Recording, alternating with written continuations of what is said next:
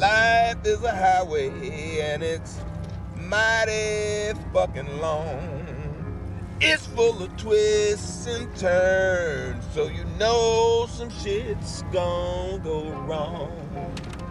You can slip, you can slide, you can run, but you can't hide. Nobody gets out alive. The great Greek philosopher Aristotle and teacher to Alexander the Great states that no great genius has ever existed without a touch of madness. Seeking madness requires a sense of self-discovery, self-destruction, and finding relief in pain. Flame's search for love and riches seemingly driven him to the state of genius and madness. His expression towards his opposition sex and madness craves for love and money has pushed his desires into a self-searching journey in which he invites us or welcomes us to join him in. The journey includes a hard-hitting moment, self-centered tunes, and a whole lot of desperado moments which remind us that he could perhaps be the man. If you were born in the 90s, you probably heard or seen this before. Pretty rude, this. It's wrong. Then why is the door so small? It's to keep all the great big chocolatey flavor inside.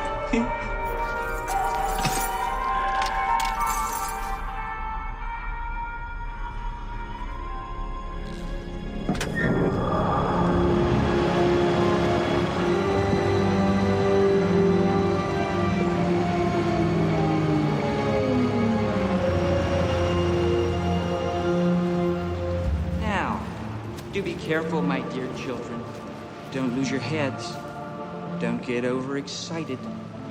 Just keep very calm.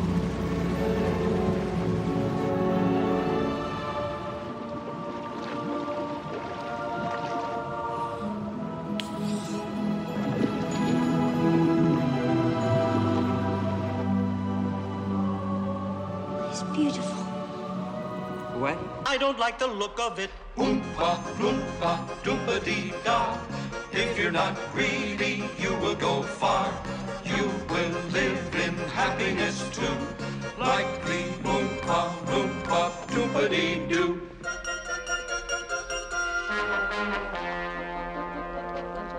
Doompa-dee-doo.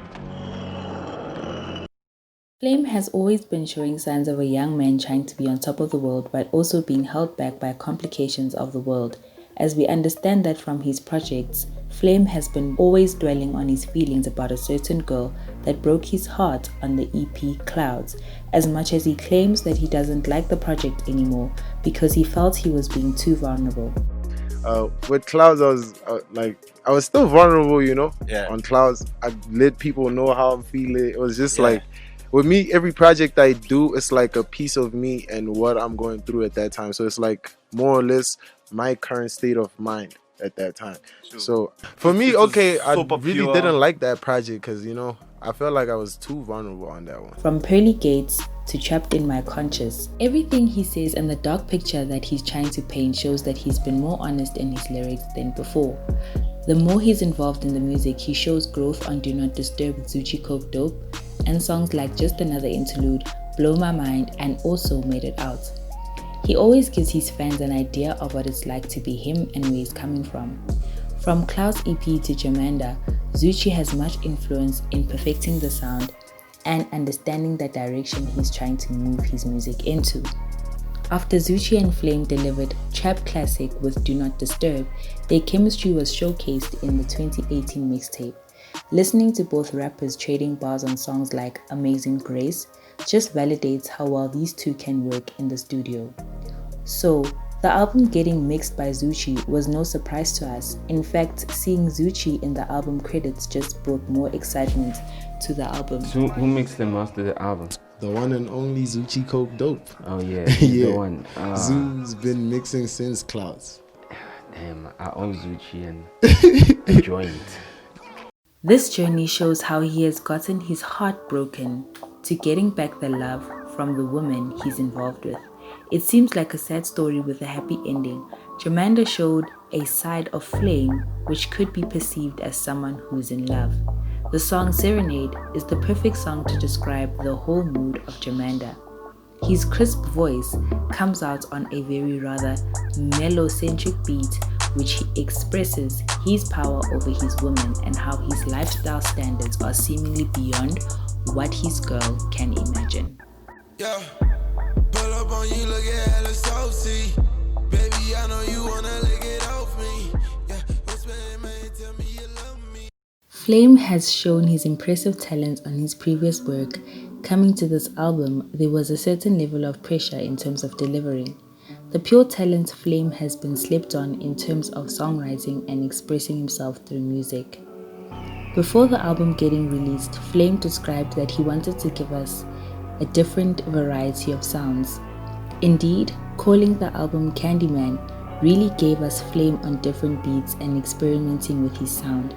It justifies calling the album Candyman as it defines how well he can experiment with his music and provide different levels and mixtures to his project. In all the ups and downs, we never really got a full project from him. A lot was expected from Flvme, especially after he was regarded as one of the young artists to lead the new South African trap sound.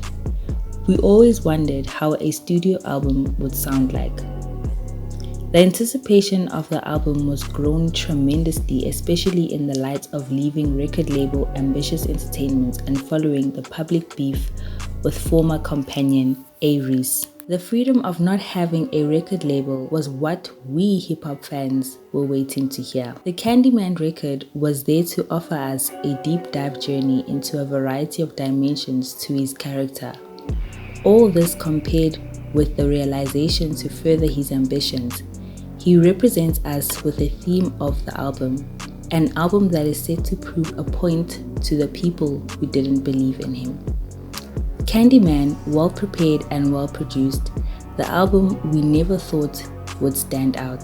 Produced by himself, Johnny Giuliano, Zucci Coke Dope, Mash Beats, LZ, 808X, and many more. Mixed and mastered by Zucci Coke Dope. Basically, Candyman, my goals for Candyman is just to say, first things first, is just to prove the fact that I'm just unstoppable when it comes to making music. That's one thing, period. I cannot be stopped by anybody on any given day. The album begins with Flvme supposedly in his fields yearning for love and engaging in vices. The opening track of the album, which is produced by Johnny Giuliano, who is well known for working with Canadian rapper Drake and California rapper The Game, sees Flvme drawing comparisons and inspiration from the 2005 Tim Burton directed film Charlie and the Chocolate Factory. This ties into the album name. Tim Burton is a movie about a young kid from a poor upbringing who wins a golden ticket to tour the Willy Wonka chocolate factory owned by protagonist Willy Wonka. The 2005 film covers the entire tour of the chocolate factory. Going back to its reference to the album, this could mean that Flvme is metaphorically stating that he has won the golden ticket, meaning he's made it in the music industry despite the challenges he has faced. Candyman was actually inspired by Charlie and the Chocolate Factory. Oh yeah? Yeah. What about it? Charlie's life in general. Like how he came out from a struggling family and he just ended up getting the biggest chocolate factory in the world, which is Willy Wonka's chocolate factory. So for me, that was that's how I feel like. I feel like I'm Charlie, but in a different sense. Like I can relate to Charlie's story, so that's how I put it. So it's all about, it's not just about how I grew up, but also the things I've went through, like not just growing up, but relationship-wise, who I keep around, who's not around no more, like everything, just my experience of me being who I am today. And that's what Candyman is. This is in parallel to the protagonist of the movie Charlie Bucket, whose story runs throughout the movie. Just like Charlie Bucket coming from a poor background, Flvme sees himself as Charlie Bucket. The chocolate factory is just a representation of the rich lifestyle which he is quite content about. The Chocolate Factory is the studio where he expresses his feelings and gives us a peek into his thoughts. Home Run really sounds like Flame's victory song as he expresses how he overcomes several challenges he is faced with. Just like a baseball home run, he expresses how well he has done in his life and how he hit the ball out the park. On this song, he is joined by former TWC member Echo, who brings his calm, collected flow to bring his perspective on the shortcomings and how he was able to overcome the dark moments. The sequence between Home Run and How You Feel offers the most up-tempo trap moment in the entire album. On How You Feel, Flame continues his braggadocious tone as he reflects on the people that have always doubted him. He reflects on the process of making this track with Cloud Cassette. Don't bother, don't call, and don't text me. Flame has the singing trap well under his belt. The verses are laid out effortlessly. The same can be said for how he switches between singing and rapping. The fifth track, titled Don't Bother, seemingly juxtaposes the distractions encountered in the form of hate and fake friends, which he mentioned in Home Run. Ayanda Chiga comes with her soulful voice where she expresses the love she's lost for her ex and indicates how she has found resentment towards her former lover. This song further serves to remind us that Flame has surpassed certain expectation, even the expectation of his former lover. In the second verse of the song, Flame angrily confronts his former lover as he tells her that he has moved on with his life with no regrets. I don't want you to come by. I'm good. Thank you, Mark, for finally telling me what you really wanted. This whole conversation could have been avoided. Female, hang up the phone before I reach through my mobile talking device and strangle you. Asshole. Hang up the phone! Yeah, never go. Oh shit, it's green. It's greener than yours. Yours is brown. Flame seems to have a good ear for good samples to match his melodies for his sound. It's not something you can predict, and this makes his drops really special. And let's not forget Trees featuring Frank Casino and Zuchi Coke Dope. Yeah, ice all on my neck and make a nigga fucking sneeze. Fucking up the jungle, bitch, I'm smoking on the trees. Yeah, freaky little mama and I got her on her knees. Yeah, ask her how she like it and she told me to go deep. Yeah. So I just gave it to Frank. Did I message him? I think I called him. I don't know if I messaged him or called him, but yeah, I hit him up same time. I was like, yo, bro, I got this song for you. And I need the hottest verse ever. Yeah, he was like, yo, send me the song. I send the song. Guess what? The following day, this man calls me back. He's like, yo, my G, I think we have a song. Another notable moment on the album is the 8-track titled Drowning. We have Flame reflecting on his past as he metaphorically compares his struggles to an actual human drowning. Flame seems to confront his demons in the song as he is joined by 321, who offers incredible vocals on the hook where he expresses the fact that he understands that evil will try to lure into winds of fame and money.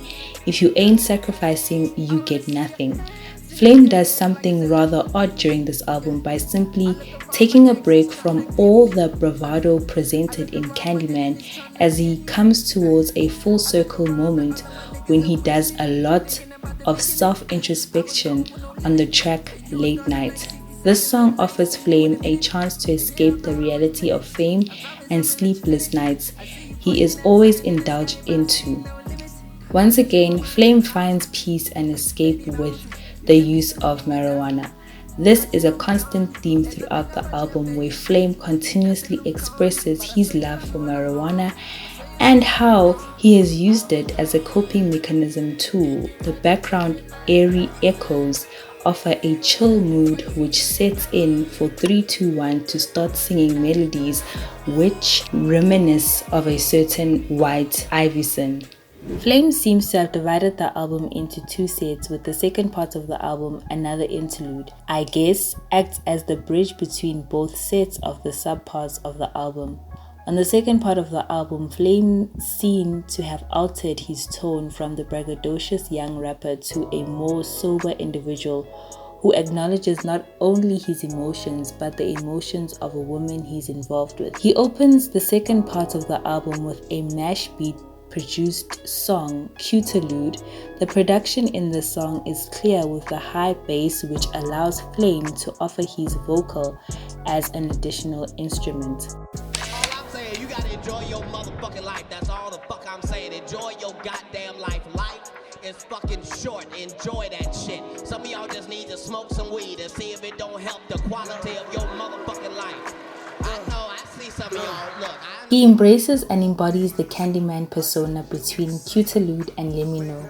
But as opposed to the lustful nature of Candyman, he comes across as more sincere and innocent to an extent that he seems more open enough to share his dreams.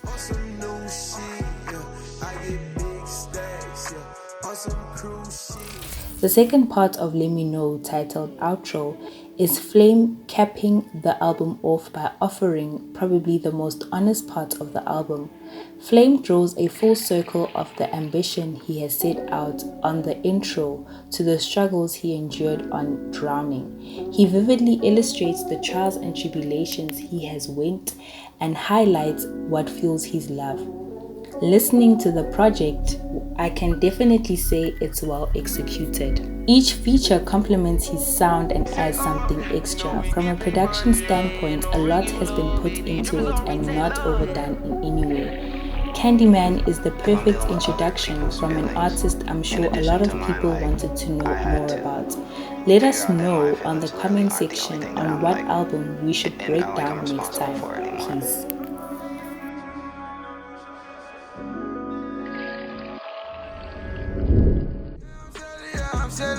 I'm the Candyman, I got it if you want some. And I came up from the source, I got Charlie. I'm the Candyman, she got it if she want me. 24/7 all day, so good. You can call on the plug, I'ma pull up on you. 24/7 all day, so good. You can call on the plug, I'ma pull up on you. 24/7 all day, so